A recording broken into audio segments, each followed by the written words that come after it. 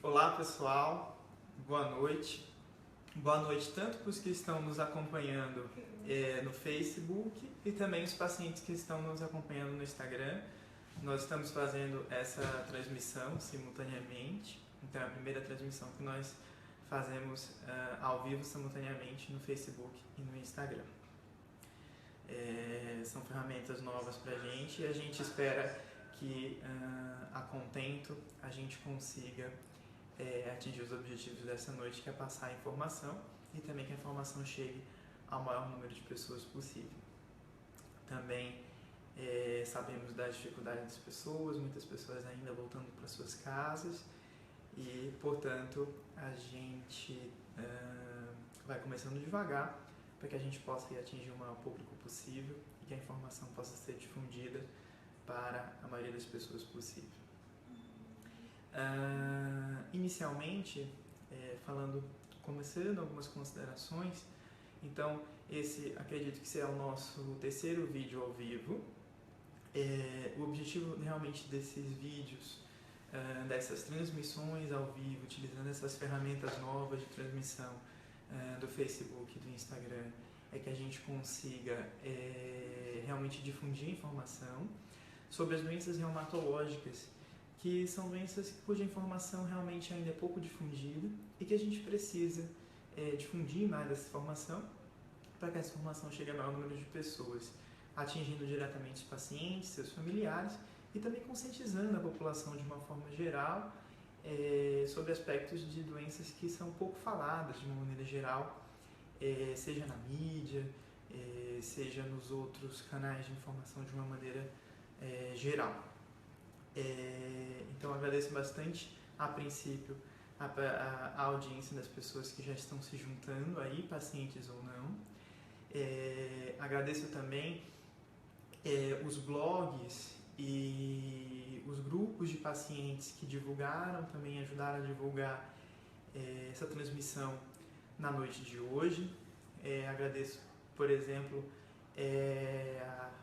a moça do blog A Menina e o Lupus, compartilhando a R, e tantos outros blogs, Vivendo com Lupus, e outros blogs que, se eu estiver esquecendo de algum, me perdoe, mas que o compartilhamento dessa informação também depende muito de vocês, desses grupos de apoio aos pacientes, né, esses blogs de apoio aos pacientes, que tanto fazem a diferença nos pacientes que têm doenças crônicas e que realmente são tão carentes de informação e muitas vezes se sentem tão desamparados. Então, hoje nós falaremos sobre o lúpus eritematoso sistêmico e carinhosamente vamos chamá-los apenas de lúpus. O lúpus ele tem uma apresentação sistêmica, ou seja, quando ele acomete órgãos, tecidos, por exemplo, cérebro, rim, pulmão, coração, fígado. No lúpus, pele, articulações. No lúpus, praticamente todos os órgãos, todos os tecidos podem ser acometidos. Nós temos o lúpus que a gente chama lúpus cutâneo. O lúpus cutâneo, a doença lúpus, ela se restringe à pele. Alguns pacientes com a doença cutânea, a minoria, por sinal, em torno de 10% dos pacientes que só têm a doença cutânea, eles podem evoluir para a forma sistêmica, que é quando nós temos o envolvimento de outros órgãos e de outros sistemas, como a gente vai apresentar e tentar introduzir alguns aspectos e alguns conceitos sobre a doença na noite de hoje. Mais uma vez eu agradeço a participação de todas as pessoas que aos poucos vão se juntando aí na nossa página, e a gente pretende realmente fazer novas transmissões ao vivo, sempre tentando compartilhar aí informações entre pacientes, médicos, e realmente esclarecer a dúvida dos pacientes é um papel importante nosso enquanto médicos. E isso me alegra muito, enquanto profissional, poder ajudar aí no compartilhamento de informação e também no esclarecimento da população de uma forma geral, não apenas dos pacientes que convivem com a doença, o lúpus eritematoso sistêmico. Para quem está chegando agora, então hoje nós falaremos sobre o lúpus. o lúpus é uma doença autoimune. A gente vai relembrar alguns conceitos do vídeo anterior, da transmissão anterior, em que nós falamos sobre artrite reumatoide. E nós explicamos o que é artrite reumatoide, explicamos que é uma doença autoimune, e a gente precisa lembrar, principalmente para as pessoas que não tiveram acesso ao vídeo anterior, para que entendam o que é o que é lúpus eritematoso sistêmico, e para entender o que é o lúpus, precisa primeiramente entender o que é uma doença autoimune, que realmente tanto é falado. Então vamos começando devagar. Queria pedir a todos vocês que estão acompanhando essa transmissão na noite de hoje, que se inscrevessem no nosso canal, o nosso canal no YouTube, que chama Reumato TV. Então, eu peço a todos que entrem lá no YouTube, se inscrevam no nosso canal, que é o canal Reumato TV.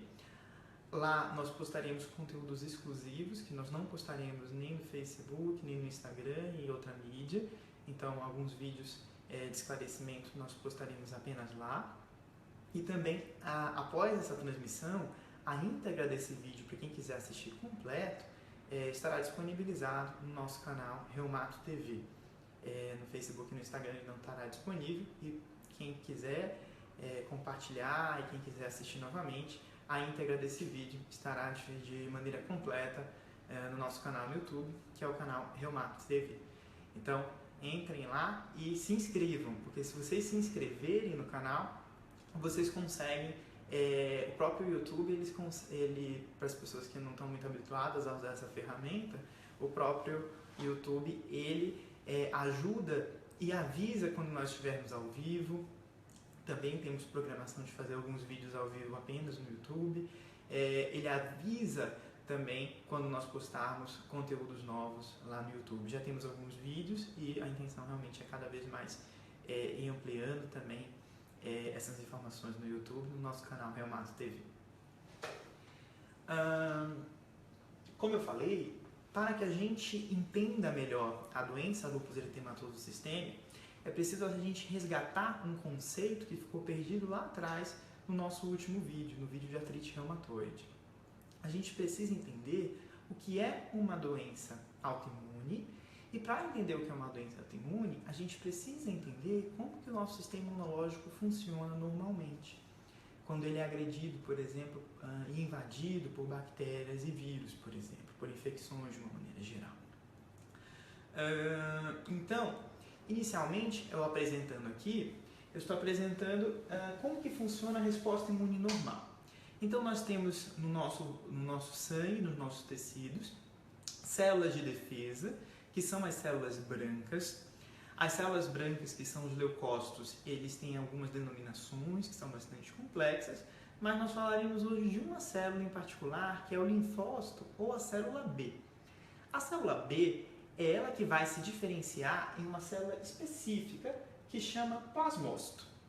O plasmócito, que é essa célula vermelhinha, ele produz no seu interior uma série de substâncias, que são as substâncias que nós conhecemos como anticorpos. Quando nós temos uma agressão de um agente externo, uma bactéria, um vírus, uma infecção fúngica, enfim, o que acontece é que esses anticorpos, eles se direcionam a essa bactéria, esse vírus, e agridem esse vírus, essa bactéria que é invasora. Isso é o funcionamento do sistema imunológico normal. Porém, o que acontece na doença autoimune é que aquela mesma célula branca, aquela célula de defesa, que é o linfócito ou célula B, ela vai se transformar também, como aconteceu no sistema imune normal, ela se transforma em uma célula específica, que é o plasmócito, e esse plasmócito que contém, que produz esses anticorpos no seu interior, esses anticorpos, por algum motivo, em vez de se voltarem, o sistema imunológico se voltar e se preocupar com agentes invasores, bactérias, vírus, eles acabam se direcionando ao nosso próprio organismo. Então, eles podem se direcionar às células das juntas. No caso do lúpus, ele pode se direcionar às células dos rins, às células do sistema nervoso central, às células do pulmão, do coração e os mais diversos tecidos que são acometidos e agredidos no lúpus, como a gente vai discutir na noite de hoje. Então, assim como a gente viu no vídeo anterior, na transmissão anterior, em que nós discutimos os aspectos de uma doença autoimune tão importante que é a artrite reumatoide, no lúpus eritematoso sistêmico, existe também uma maior predominância no sexo feminino. Aliás, essas doenças autoimunes, agora que nós já entendemos o que é doença autoimune, é mais fácil explicar, de uma maneira geral, as doenças autoimunes costumam ser mais frequentes, com algumas exceções, costumam ser mais frequentes no sexo feminino. Enquanto, por exemplo, na doença anterior que nós discutimos juntos, na transmissão anterior, que é a artrite reumatoide, a gente tem uma predisposição do sexo feminino. Em cada 3 mulheres acometidas, nós temos um homem. No lúpus, a predisposição do sexo feminino é muito, mas muito maior. Então, nós temos cerca de 9 mulheres para cada homem acometido. O que não quer dizer que a gente não deva valorizar e que não haja possibilidade do desenvolvimento da doença em homens. E cada vez mais nós temos feito esse diagnóstico. Mas sim, a doença lúpus eritematoso sistêmico ela é mais frequente em mulheres, numa frequência de 9 mulheres acometidas para cada homem, e depois a gente vai discutir que o acometimento no homem talvez tenha algumas peculiaridades também do acometimento no sexo feminino. Esse slide, essa figura em que a gente vê tantas pessoas diferentes, brancos, negros, de descendência japonesa, oriental, tantas pessoas, né, gordos, magros, enfim, tantas pessoas diferentes, jovens, mais velhos, é para a gente valorizar e a gente deixar uma coisa bem clara. O lúpus eritematoso sistêmico, ele se comporta em cada pessoa, em cada indivíduo, de uma apresentação muito diferente uma da outra. Então, o lúpus eritematoso sistêmico, que a gente resolveu chamar de apenas lúpus nessa noite, que acomete a Dona Maria, quando acomete o seu João, é uma doença completamente diferente. Então, é uma doença que pode diferir quanto à gravidade, quanto aos órgãos acometidos, e como que essa doença se apresenta. Então, receber o diagnóstico de lúpus muitas vezes tem esse estigma de uma doença muito grave, uma doença incurável. Mas na grande maioria dos pacientes com lúpus, a doença vai muito bem. Quando bem conduzida, quando o paciente adere ao tratamento adequadamente, quando usa os medicamentos corretamente conforme prescrito e quando tem um bom acompanhamento médico, a doença vai muito bem e quando bem conduzidos, os pacientes eles realmente têm uma vida plena, uma vida em que realmente eles conseguem viver bem tendo essa doença, que é o lúpus eritematoso sistêmico. Obviamente, nós temos quadros mais graves, alguns quadros que merecem atenção especial, às vezes que merecem, inclusive, algumas internações, como a gente vai discutir. Então, nós temos no lúpus, desde a doença leve, passando pela doença moderada, até quadros mais graves. E é importante a gente destacar isso. Como a doença vai evoluir, também não tem muito como prever. Então, tem pacientes que podem evoluir nos 3 polos da doença, de leve, moderado ou grave. E é importante a gente saber isso, que cada pessoa, cada indivíduo vai ter a apresentação da doença lúpus de uma forma diferente. Alguns vão ter acometimento de pele apenas, alguns vão ter acometimento de sistema nervoso central, do cérebro, outros vão ter acometimento dos rins, outros vão ter trombose, outros vão ter baixa de plaquetas, baixa de leucócitos, que são as células de defesa, baixa de hemácias. Então, cada indivíduo experimenta a doença lúpus de uma maneira diferente e por isso que o tratamento, às vezes e a princípio, pode parecer tão difícil. Porque cada uma dessas apresentações tem um tipo de tratamento específico e merece uma atenção específica. Existe um grupo que só estuda o lúpus eritematoso sistêmico na América Latina, que é o grupo GLADEL. Há poucos anos atrás, em torno de 2 a 3 anos, eles publicaram realmente dados da América Latina, de como que é a realidade dos pacientes com lúpus no nosso país, porque o Brasil está incluído, e nos demais países da América Latina. A idade média de início do lúpus na nossa população, nos pacientes provenientes da América Latina, é de 28 anos. A idade média do diagnóstico é em torno de 29 anos e meio, ou seja, existe um atraso de cerca de 1 ano e meio entre o início da doença e o diagnóstico. E esse atraso, essa falta de reconhecimento da doença, essa dificuldade de identificação dos sinais e sintomas por médicos e pacientes, é que pode alterar, de certa forma, o prognóstico do paciente, o quão grave que essa doença vai evoluir.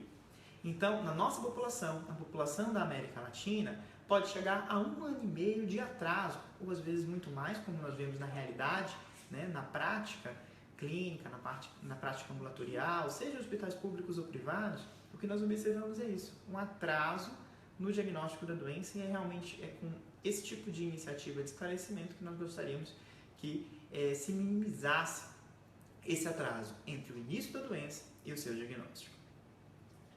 E para aquelas pessoas que recebem o diagnóstico de lúpus eritematoso sistêmico ou lúpus, que podem ficar a princípio preocupadas, nossa, eu ouvi dizer que é uma doença muito grave, que não tem cura.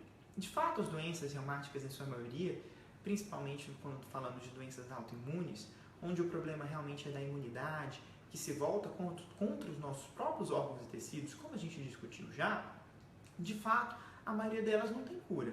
O que não quer dizer que não dá para viver bem. São doentes crônicos? São doenças crônicas? Sim. Em medicina, a doença crônica é a doença que não tem cura.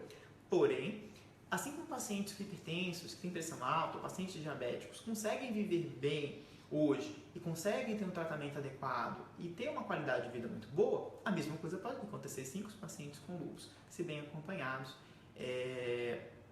muitos conseguem viver muito bem com boa qualidade de vida. Então, a sobrevida, o tempo que os pacientes vivem em 5 anos, 95% dos pacientes estão vivos após 5 anos de doença. Isso é um número bastante alto e bastante animador. Então, cada vez mais, a gente tem conseguido, apesar desse atraso que a gente falou anteriormente, a gente tem conseguido fazer o diagnóstico mais precocemente e cada vez mais também a gente tem evoluído em técnicas também de tratamento dos pacientes com lúpus. Para a gente falar um pouquinho sobre mortalidade, que é importante, infelizmente, ainda assim, os pacientes com lúpus, eles têm uma mortalidade aumentada em relação à população em geral. Os pacientes com lúpus, eles podem morrer até 3 vezes mais, ter uma mortalidade prematura, ou seja, uma mortalidade em uma idade que não era muito antes da expectativa de vida do brasileiro, e eles podem ter uma mortalidade até 3 vezes maior do que da população em geral. É muito frequente no lúpus a mortalidade por causa cardiovascular, derrame e infarto, como a gente vai ver daqui a pouco. É importante estar atento. E os pacientes com lúpus também, tanto pela doença, pelo sistema imunológico que está desarranjado, que não está se preocupando com vírus e bactérias, ele resolveu se preocupar com nossos próprios tecidos, e também pelo uso dos medicamentos imunossupressores. Para tratar o lúpus, a gente vai falar, a gente tem que baixar essa imunidade, que é uma imunidade inadequada.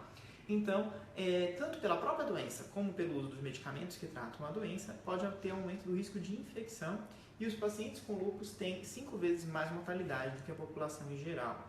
Tá? Será que tem... a gente já viu que o lúpus ele é mais frequente em mulheres, mas será que existe alguma etnia, ou seja, alguma raça, entre aspas, a gente não gosta de usar esse termo em humanos, mas para vocês entenderem, será que existe algum grupo de pacientes pela cor da pele que talvez o lúpus seja mais frequente ou mais grave? Existe.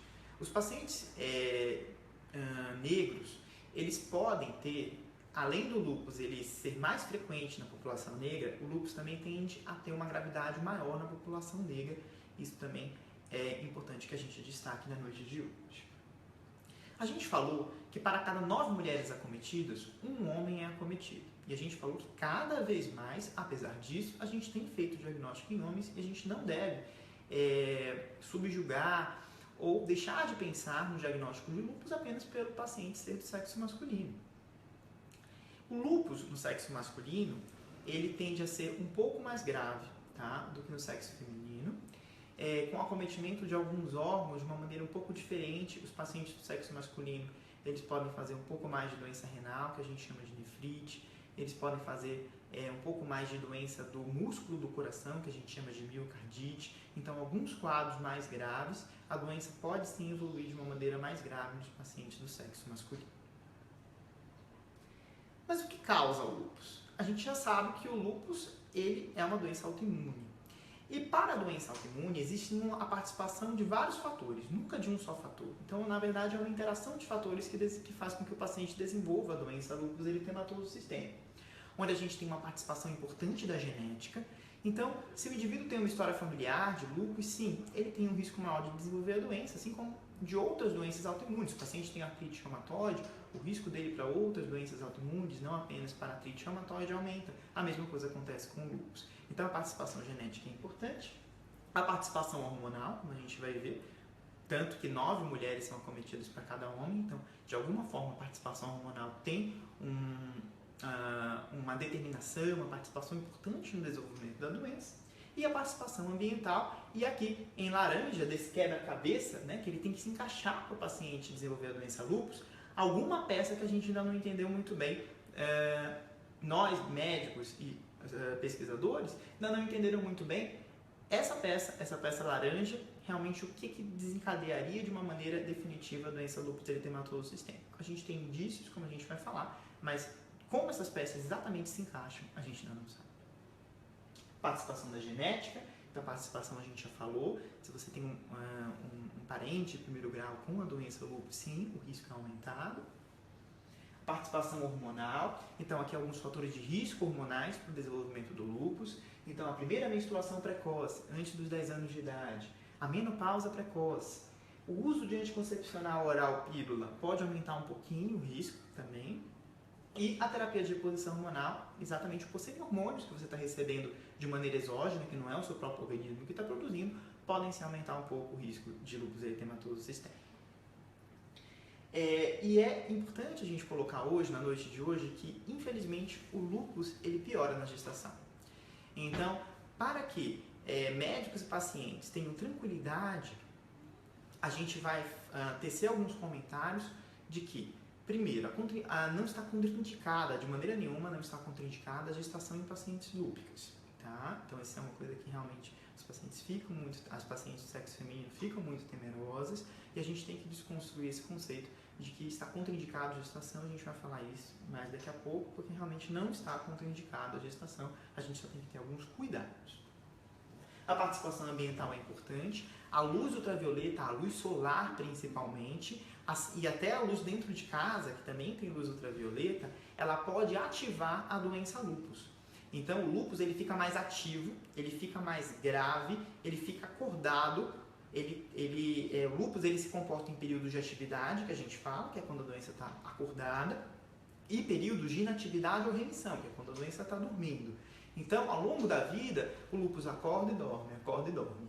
A luz ultravioleta, ela faz com que o paciente, a luz do sol, até a luz de dentro da nossa casa, tem uma certa quantidade de luz ultravioleta, e isso faz aumentar tanto que a doença fique acordada, fique em atividade, e também um pouco a gravidade da doença. Então é importante usar o protetor solar acima de 30, e não basta passar uma única vez, tem que ser passado várias vezes, pelo menos 4 vezes seria o ideal ao longo do dia, porque conforme vai passando o dia a gente vai suando, transpirando, produz secreções na nossa pele e esse protetor solar ele tem que ser renovado ao longo do dia. E mesmo dentro de casa, os pacientes com lúpus deveriam sim, assim como dias nublados, deveriam sim passar o protetor solar. Tenham muita atenção para isso.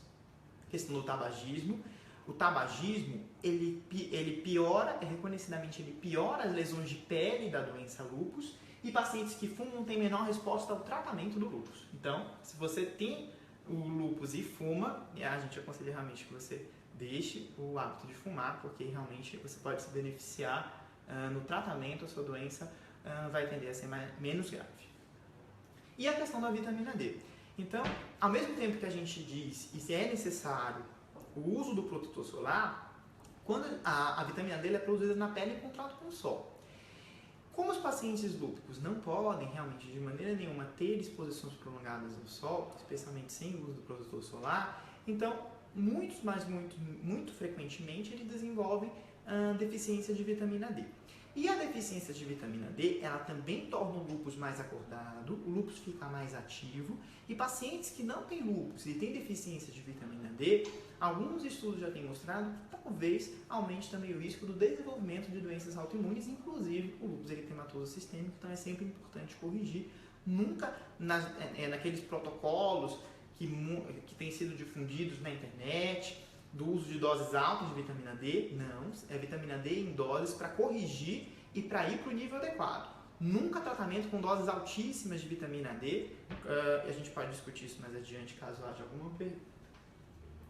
Em relação aos sintomas do lúpus, o lúpus ele pode acometer, como a gente colocou, qualquer órgão ou tecido. Ele pode acometer a pele, o pulmão, as células do sangue, o sistema nervoso, o coração, os rins, e a gente vai discutindo algumas das principais manifestações agora. Uma das principais manifestações do lúpus e que levanta a possibilidade, tanto para pacientes quanto para médicos, é essa lesão aqui, que é a lesão em asa de borboleta. Então, inclusive, não é à toa que a borboleta representa, nas campanhas de conscientização do lúpus, ela é um símbolo do lúpus, né? Porque uma lesão típica no lúpus é a presença dessa lesão, que chama asa de borboleta. Então, é uma lesão na face, que vem aqui nessa região, que é a região do dorso do nariz, e nessa região que a gente chama de malar. Então, fica parecendo com um desenho de uma borboleta, que a gente chama de lesão em asa de borboleta. Os pacientes com lúpus, quando expostos ao sol, nas áreas que estão expostas ao sol, a pele fica vermelha, coçando, incomoda. Isso a gente chama de fotossensibilidade. Você vê que aqui, nessa senhora, na região do sutiã, a pele está relativamente preservada, então faz aquela marca, né? Na região que está protegida do sol, você vê que a pele está quase sem acometimento, mas na região que está exposta ao sol, pele bastante acometida. Esse é um outro sintoma bastante frequente da doença. Feridas na região da boca, principalmente, que se chama de feridas orais, né? Aftas orais. Também, se elas recorrem, se são muito frequentes, se acontece bastante, pode ser um sintoma da doença. A queda de cabelo, a perda de cabelo, que a gente chama em medicina de alopécia, então aquele cabelo mais fraco, que cai com facilidade, deixando grandes áreas sem cabelo, que a gente chama de alopécia, é também um sintoma da doença lúpus. Em alguns pacientes, essa área de alopécia deixa uma cicatriz no couro cabeludo e pode nem crescer cabelo naquela região que houve a perda do cabelo em quadros mais graves. O acometimento das articulações, bastante frequente também dos pacientes com lúpus. Alguns têm alguns acometimentos de artrite, que a gente fala de inflamação das juntas, que é do tipo deformante. E o acometimento do sangue, das células do sangue, que também é bastante frequente nos pacientes com lúpus. Quadros de anemia, o que é mais característico, não é mais frequente, mas que é mais característico na doença lúpus, chama anemia hemolítica, em que essas células, as hemácias, que são essas células vermelhas, elas são destruídas dentro da circulação e, portanto, gera o quadro de anemia.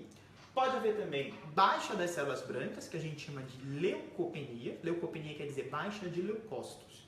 E também de um tipo especial de células brancas que chama linfócito, então a gente chama de linfopenia. Então essas baixas das células brancas também podem ser sintomas da doença lúpus. A baixa de plaquetas. As plaquetas são células que ajudam na coagulação do sangue.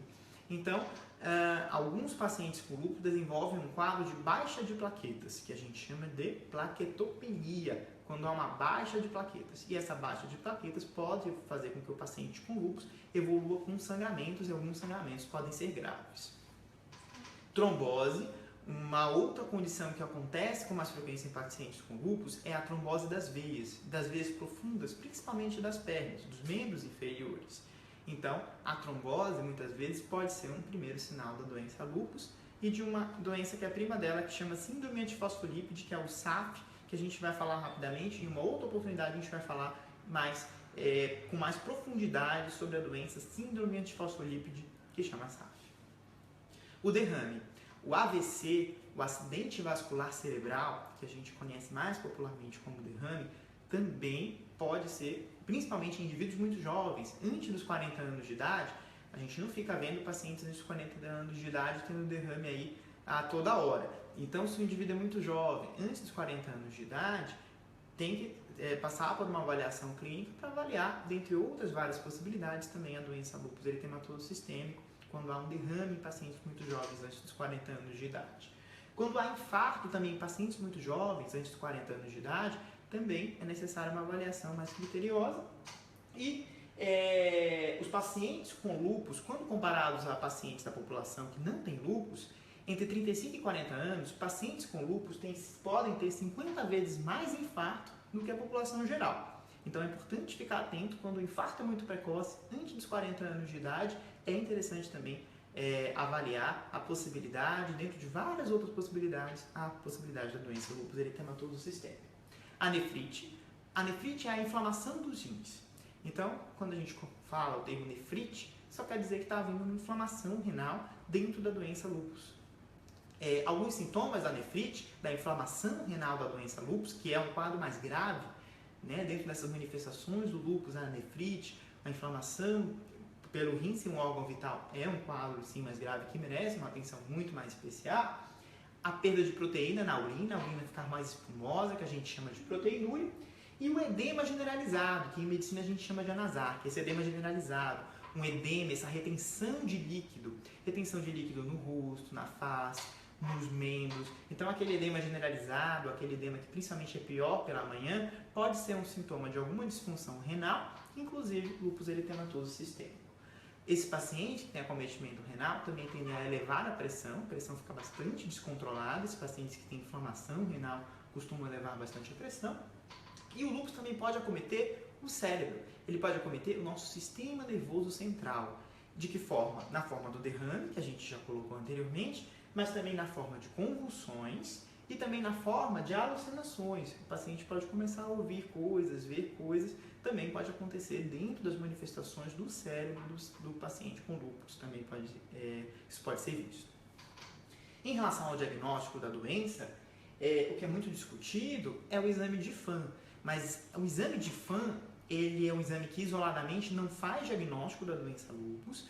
Então, quando o exame vem positivo, vem reagente, não quer dizer, e a gente vai falar daqui a pouco por quê, não quer dizer que o paciente tenha a doença lúpus, tá? O exame de FAM ele tem que ser muito bem avaliado pelo médico, porque não basta só dizer se ele é positivo ou negativo.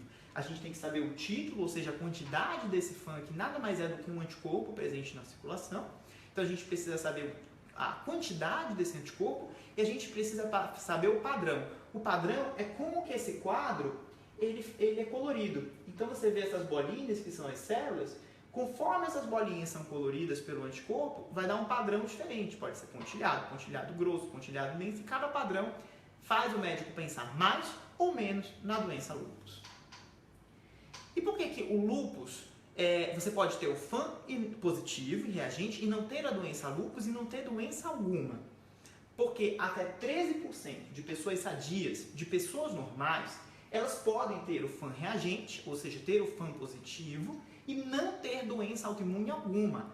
13% é um número muito alto. Então, ter o FAM positivo, ter o FAM reagente, não quer dizer de maneira nenhuma que o paciente não tenha a doença, que o paciente tenha a doença.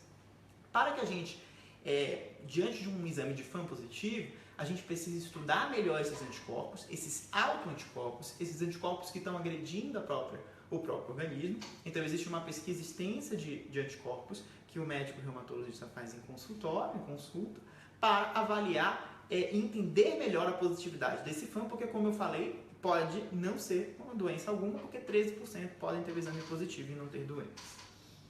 Em relação ao tratamento, a gente vai colocar bem superficialmente e podemos aprofundar um pouquinho nas perguntas. Em relação ao tratamento, o tratamento vai depender do quadro clínico. A gente falou que nós temos desde doenças leves, que só acometem a pele e as articulações, até doenças graves, que acometem órgãos nobres, como coração, pulmão, rim, sistema nervoso. Então, o tratamento depende muito da gravidade da doença. O tratamento ele é baseado nas drogas que a gente chama de corticoides, nos medicamentos que a gente chama de corticoides.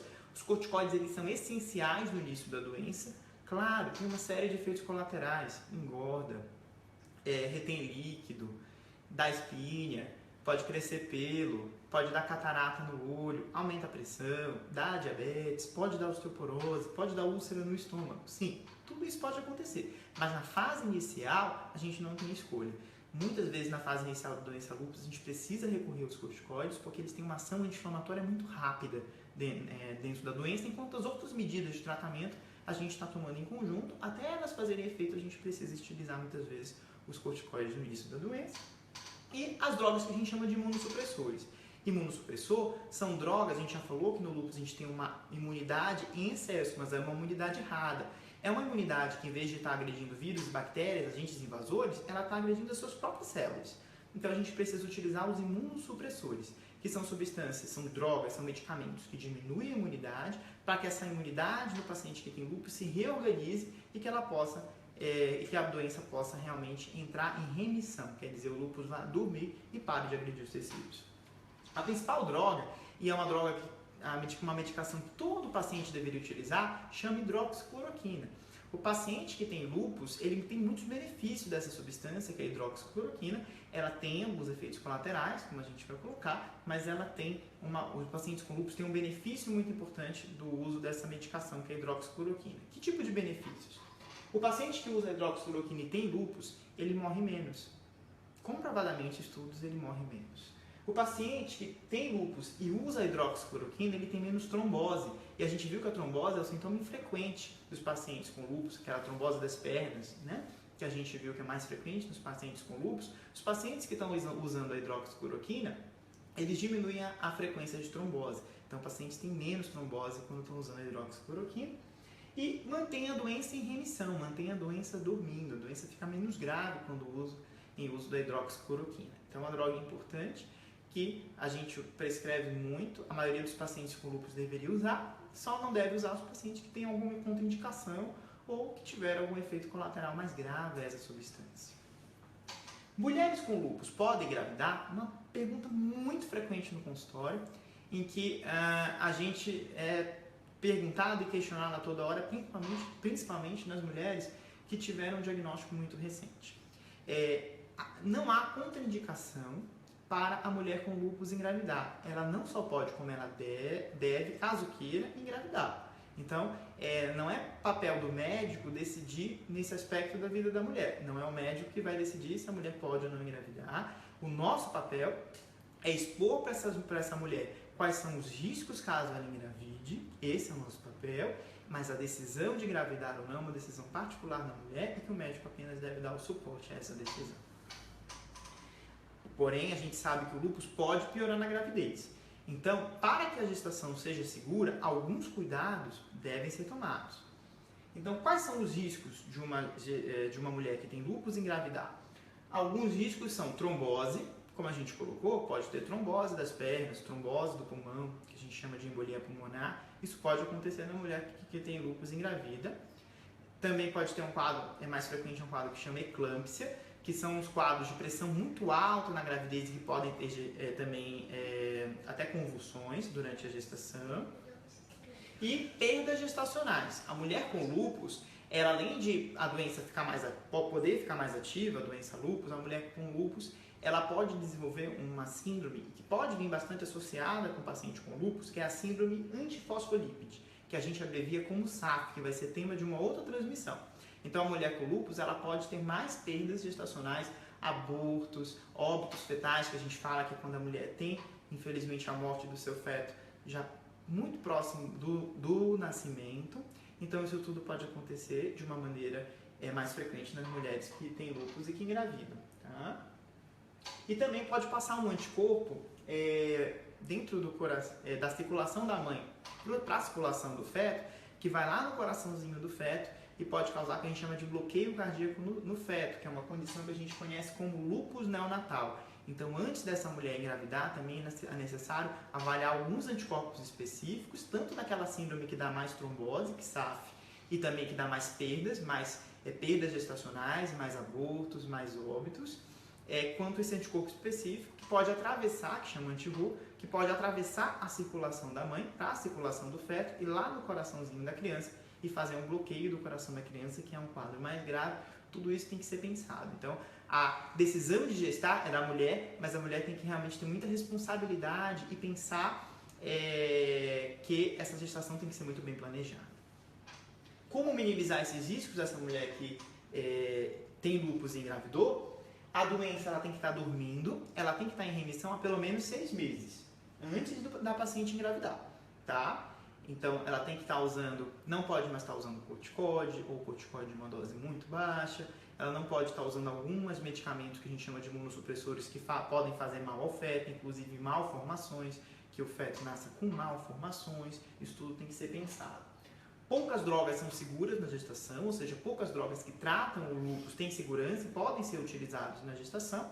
E mais uma vez a gente destaca o papel importante da hidroxicloroquina também na gestação. Na gestação ela não só pode, como se a paciente realmente tem lúpus diagnosticado, essa medicação ela tem que ser mantida, porque não causa dano ao feto. Pelo contrário, é uma medicação que a literatura toda coloca que deve ser mantida, pois diminui o risco de perdas gestacionais, de abortamentos, de trombose, tudo isso diminui, então é uma medicação importante para ser mantida na gestação também. Então, o que eu tinha a princípio para apresentar de slides e de imagens, algumas coisas para a gente discutir era isso. Eu vou ver se eu consigo ler algumas perguntas para a gente começar a interagir com as pessoas que estão acompanhando a gente nessa noite. Deixa eu ver se eu consigo aqui.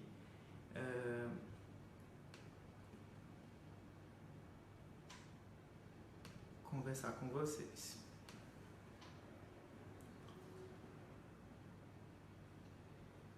Então, vamos ver aqui.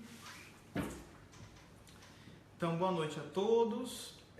Luciana Amaral. Doutor, dizem que não pode colocar silicone. Meu médico me proibiu e eu coloquei já faz 3 anos, nunca tive nada. Qualquer procedimento cirúrgico, Luciana, na paciente que tem lúpus, tem que ser discutido entre a paciente e o médico.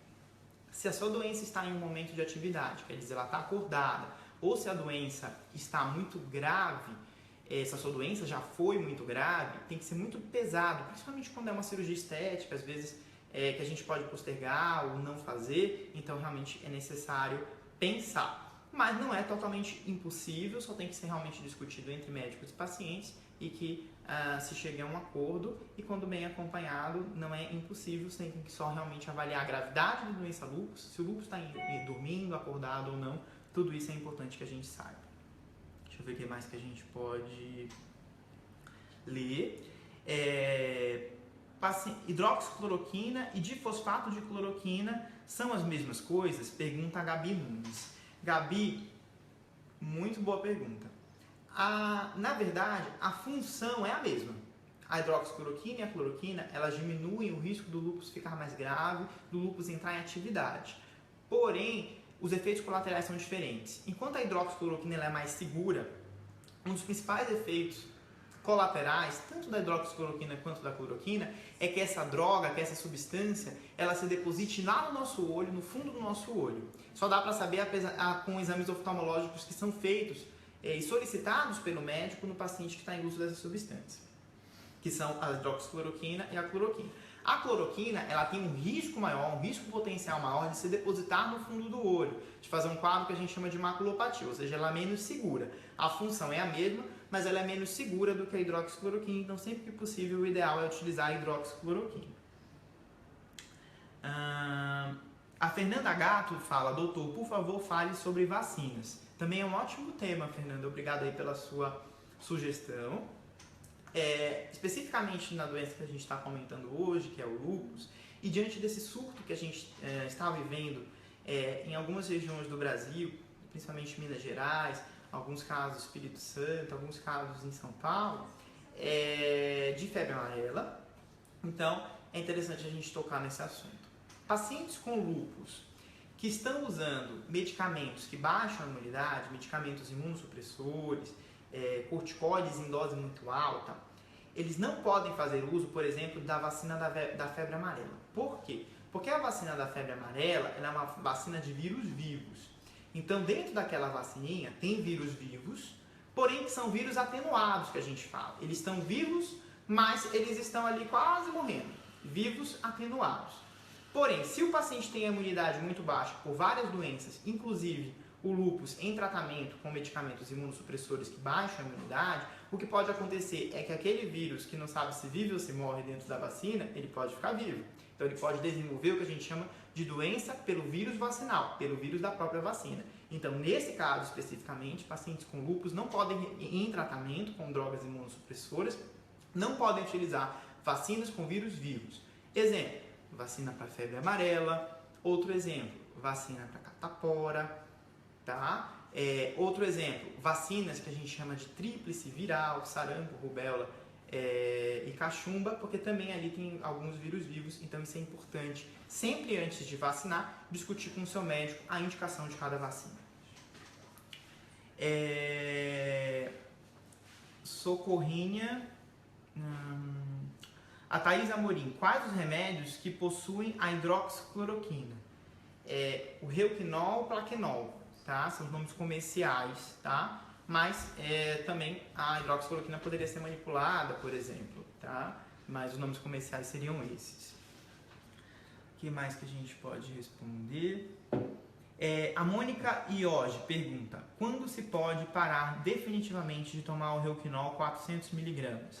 Mônica, essa é uma informação que a gente não tem muito bem documentada e que a ciência não coloca um ponto muito final. O que a gente sabe é pacientes que usam que tem lúpus e que usam hidroxicloroquina, a gente já viu, melhora a doença fica menos ativa, fica mais tempo dormindo e a gravidade é menor. Menos risco de trombose, menos riscos de perdas gestacionais, como a gente viu também. Então, assim, quando isso tem que ser discutido entre médico e paciente, se é possível, principalmente em pacientes com lúpus menos leve, que já usaram a hidroxicloroquina por muito tempo, você pode reduzir a dose, alternar, sempre discutindo entre médico e paciente, o médico que lhe acompanhe e você como um paciente. Suspender em definitivo, se não está tendo nenhum efeito colateral, se não tem nenhuma contraindicação à hidroxicloroquina, é uma decisão que a gente não costuma tomar. A gente costuma espaçar ou reduzir a dose, caso seja indicado pelo médico que acompanha a doença. A Ana Grazi, ela pergunta, a ciclofosfamida pode causar infertilidade? Ana, pode. Então, o que é a ciclofosfamida para quem está chegando agora? A ciclofosfamida é uma droga imunossupressora. Ela é uma droga que age na imunidade para tentar estabilizar aquela imunidade inadequada do paciente com lúpus. A gente falou que é um excesso de imunidade, uma imunidade inadequada. E quando a gente usa determinadas drogas imunossupressoras, a gente tenta rearrumar essa casa que está desorganizada, essa casa da imunidade.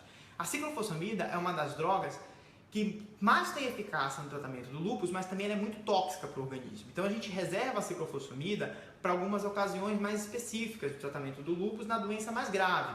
Então, no lúpus que acomete o rim, que é um órgão nobre, o lúpus que acomete o pulmão, que é um órgão nobre, o lúpus que pode acometer o coração, que é um órgão nobre, que acomete o cérebro, que é um órgão nobre, às vezes a gente tem que utilizar a ciclofosfamida. Mas um efeito colateral importante dessa substância é diminuir a fertilidade. Quer dizer, quanto mais tempo você usa, quanto mais doses dessa substância você toma ao longo da vida, diminui a fertilidade da mulher sim. Então é uma preocupação que se tem que ter entre médicos e pacientes, sempre discutindo alternativas, e caso não haja alternativa, de repente até alternativas como congelamento de ovos, tudo isso pode ser discutido, né? A gente está numa evolução da medicina em que tudo pode ser muito bem discutido, né? E quando todo mundo se acorda, reumatologista, ginecologista, paciente, as coisas tendem a evoluir melhor. Vamos ver o que mais que a gente pode colocar aqui.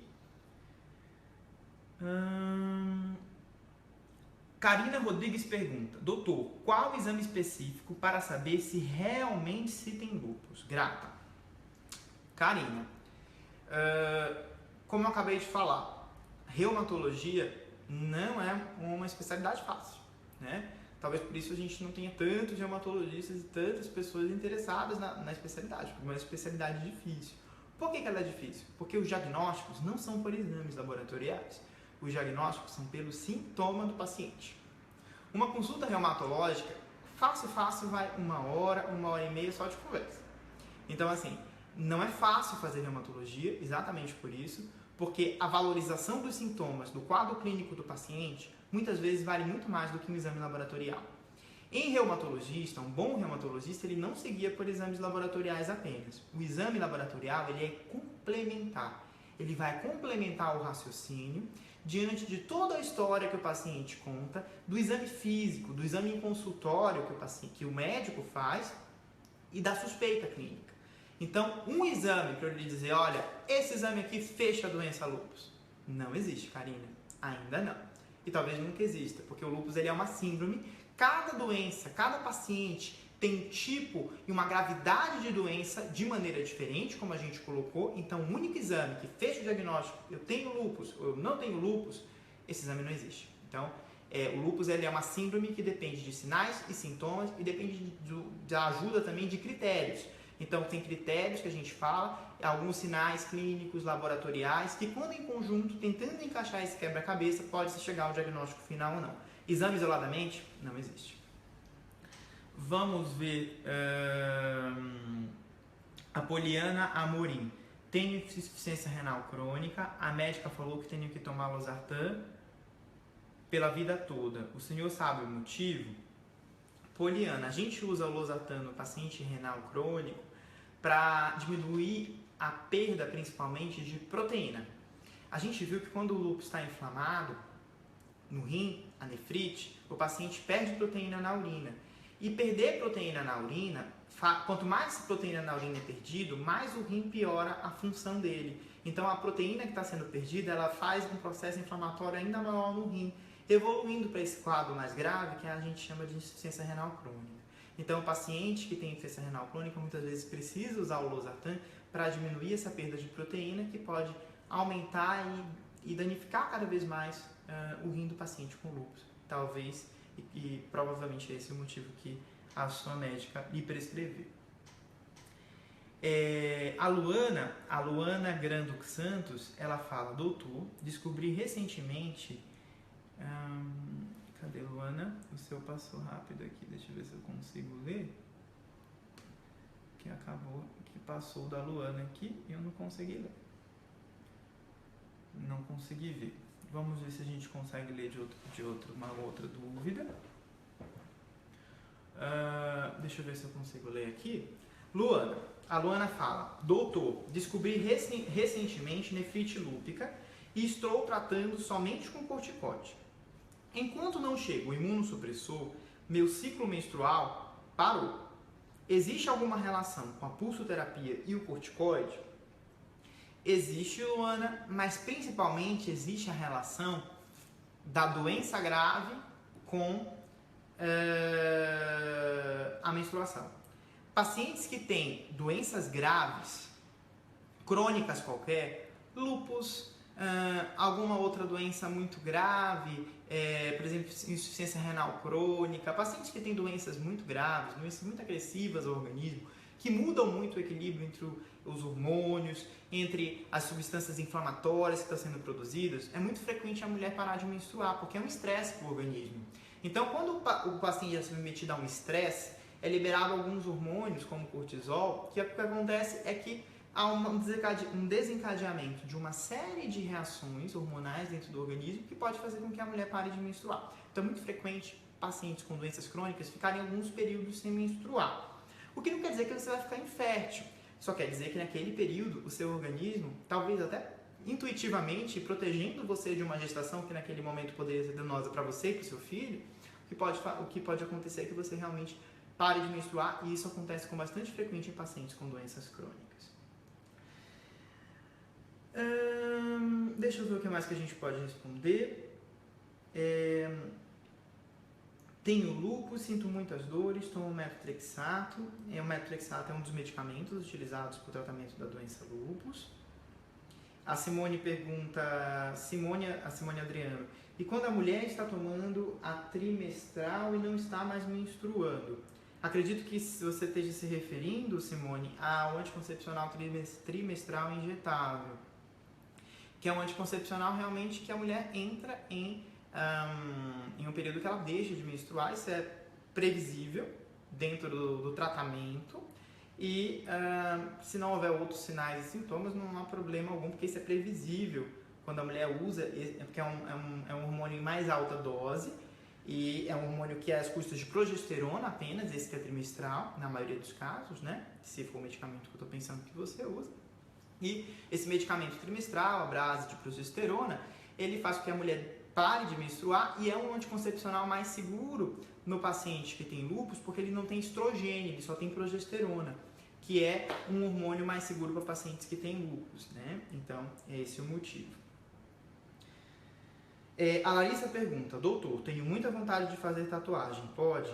Larissa, difícil pergunta. Por quê? Porque depende se seu lúpus está acordado ou dormindo. Se você usa imunossupressor, o seu risco de infecção é muito maior. Então, se você vai fazer um tratamento que está agredindo a sua pele, a tatuagem é um tratamento invasivo, né? É uma agressão à sua pele. Você está ali com a agulha furando e podendo levar bactérias do meio exterior para o meio interno. Então, depende da gravidade do seu lúpus, se está usando imunossupressor ou não. Tudo isso depende. Então, converse com o seu médico, pondere com ele as possibilidades de você fazer essa tatuagem ou não. A Valquíria da Costa Maia pergunta: o lúpus neonatal pode permanecer? Valquíria, o lúpus neonatal é aquele anticorpo que durante a gestação é um anticorpo da mãe que atravessou a placenta e foi para a circulação do seu filho, da criança, que pode gerar aquele bloqueio no coraçãozinho da criança. Não é que ele possa permanecer. Acontece que algumas lesões no coraçãozinho da criança são irreversíveis. A gente está falando de um tecido que não regenera tão fácil, que é o tecido do coração. Então, muitas vezes, essa criança precisa receber, quando o bloqueio é mais grave, o que ele precisa é receber um marcapasso, às vezes até dentro do útero. Então, é um quadro mais grave, potencialmente mais grave, por isso esses cuidados de saber se a mulher tem ou não tem esse anticorpo antes de engravidar, quando a mulher tem a doença lúpus. Então, não é que ele possa permanecer. Permanecer não, porque como é um anticorpo da mãe, ele é destruído em algumas semanas, né? Até meses após o nascimento já não tem mais esse anticorpo no coraçãozinho e na circulação da criança. Porém, o que pode acontecer é que houve esse bloqueio e o seu filho, não sei se no caso você pergunta pessoalmente, o que pode acontecer é que esse anticorpo lesou lá o sistema do coração do seu filho, aí precisaria realmente de um marca-passo, tá? A gente já está há bastante tempo, já tem, vai completando aqui 1 hora de transmissão. Eu vou fazer mais algumas, deixa eu só ver se eu consigo entrar de novo aqui nas perguntas. Vou entrar de novo. Pensa que nunca a gente vai conseguir esgotar em apenas uma transmissão, né? Realmente ela é uma doença potencialmente mais grave, como a gente colocou. A gente pode ter uma doença leve, até doenças mais graves.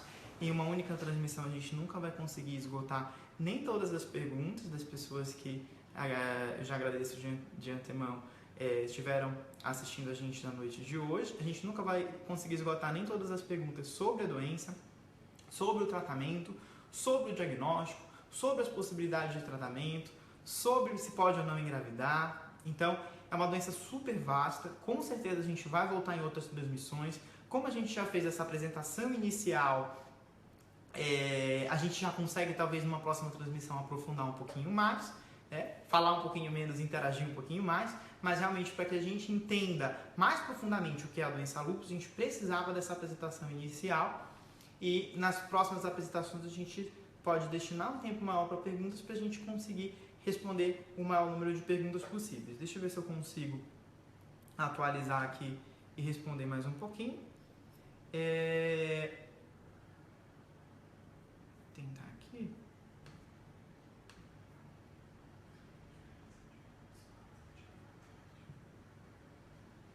Deixa eu ver se eu consigo. Aqui.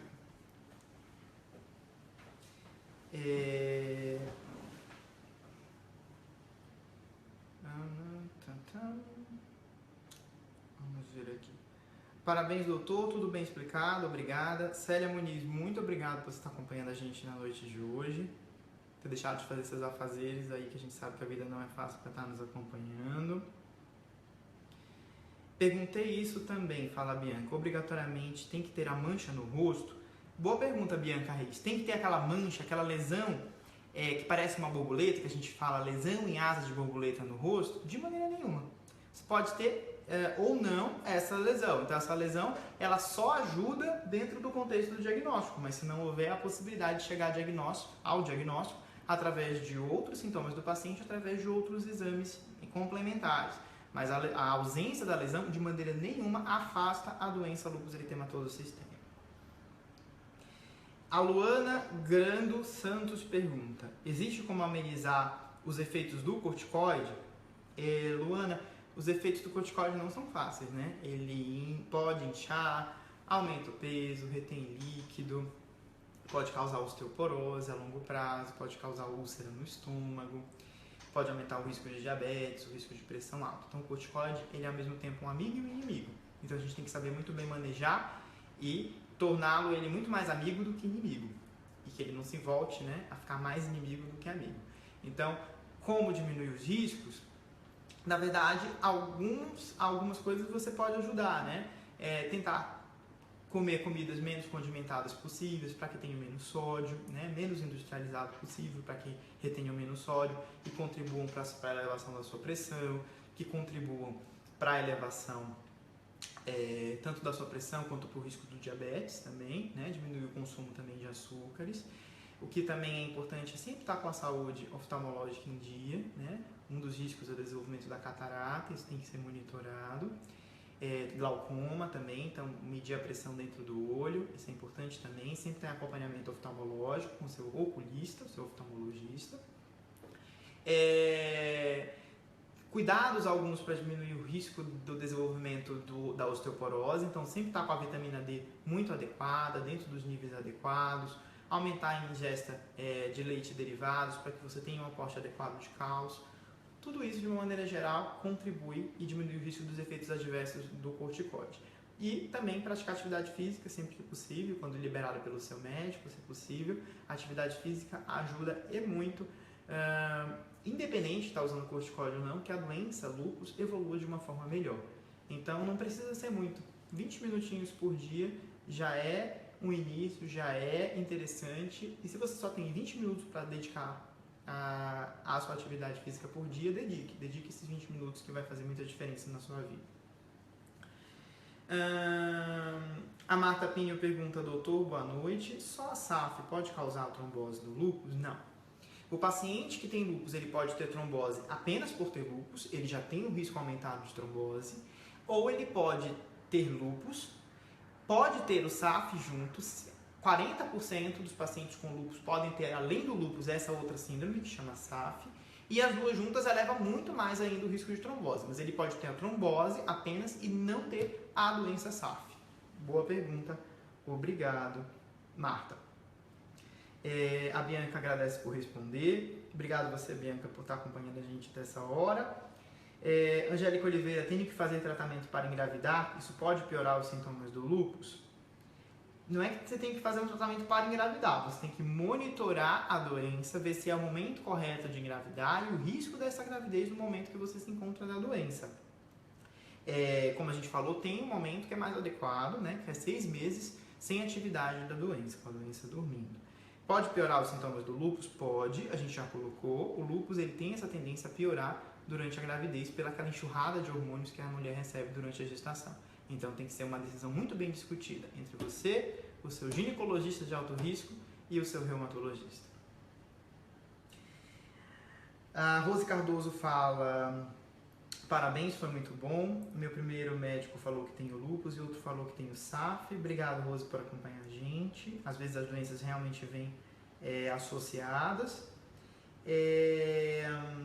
Muito obrigado, doutor. Todos nós que temos lúpus precisamos mais disso. Esclarecimento sobre a doença, diz a Denise Leite. Obrigado a você, Denise. Ajude compartilhando aí esse vídeo. Que mais pessoas realmente tenham acesso a essas informações que são tão importantes, de doenças que são talvez não tão bem faladas, né, nas mídias. Então, eu vou realmente encerrando a transmissão de hoje. Eu agradeço mais uma vez a todos os pacientes e familiares e as pessoas que acompanharam a gente nessa noite. Eu peço desculpas às pessoas que só acompanharam a gente pelo Instagram. Não é fácil fazer essa transmissão simultânea, então acabou que eu só consegui dar atenção para as pessoas, as perguntas das pessoas que estavam no Facebook. Nas próximas transmissões eu vou bolar uma alternativa para que a gente consiga dar atenção simultaneamente para a transmissão do Facebook e do Instagram. É a nossa primeira transmissão do Instagram, então ainda estou patinando nessa transmissão ao vivo do Instagram. Mas eu agradeço a todos vocês que, mesmo se tiverem feito perguntas e eu tiver acesso a essas perguntas depois, a gente vai tentando responder. Quem estava no Instagram e não conseguiu ter sua pergunta respondida, se quiser fazer depois no vídeo que vai estar no YouTube, no nosso canal Reumato TV, pode entrar lá, se inscrever no canal e fazer a sua pergunta que eu vou tentar responder assim que possível. Agradeço muito a participação de vocês. Foi muito agradável fazer essas explanações e trocar essa experiência de médico e paciente na noite de hoje. Espero que a gente tenha atingido os objetivos, que é realmente difundir a informação. Muito boa noite e que vocês tenham uma semana muito boa, um resto de semana muito bom. E até a nossa próxima transmissão. Em breve a gente vai divulgar qual será o assunto aí da nossa próxima transmissão. Obrigado a todos.